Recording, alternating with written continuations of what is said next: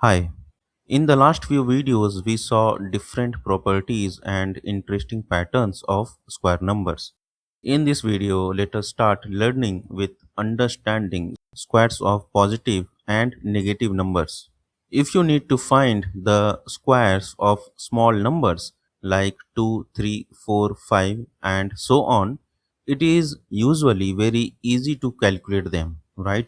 Because finding the square of a number simply means multiplying the number by itself.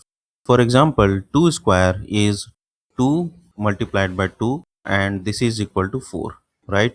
3 square is 3 multiplied twice, that is 3 multiplied by 3 and its value is 9, right? Similarly, 4 square is 4 multiplied by 4 and its value is 16, and 5 square will be 5 multiplied by 5 and this is 25, right? These are small numbers, so we can find their squares quickly, right?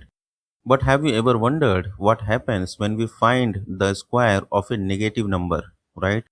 For example, what is the square of minus 3? Let us see.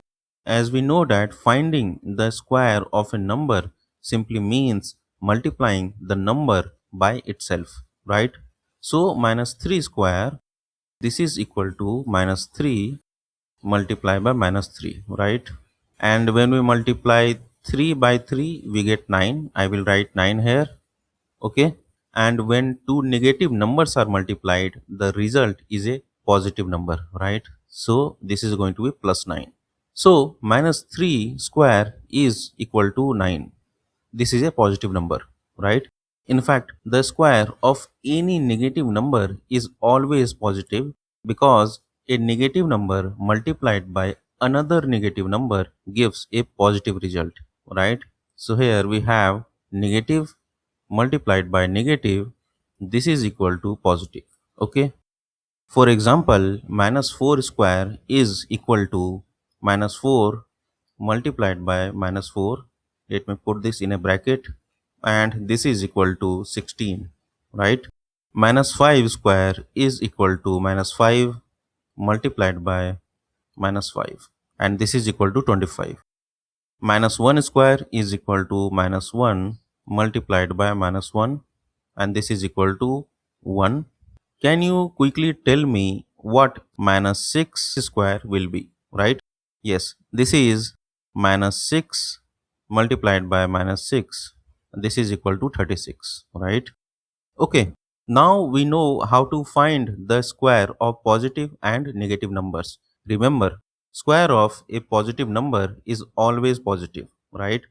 And the square of a negative number is also always positive, right? But what if the number is much larger? For example, if the number is bigger number, say for example 32 or 37, right? So multiplying such numbers directly may not always be that simple, right?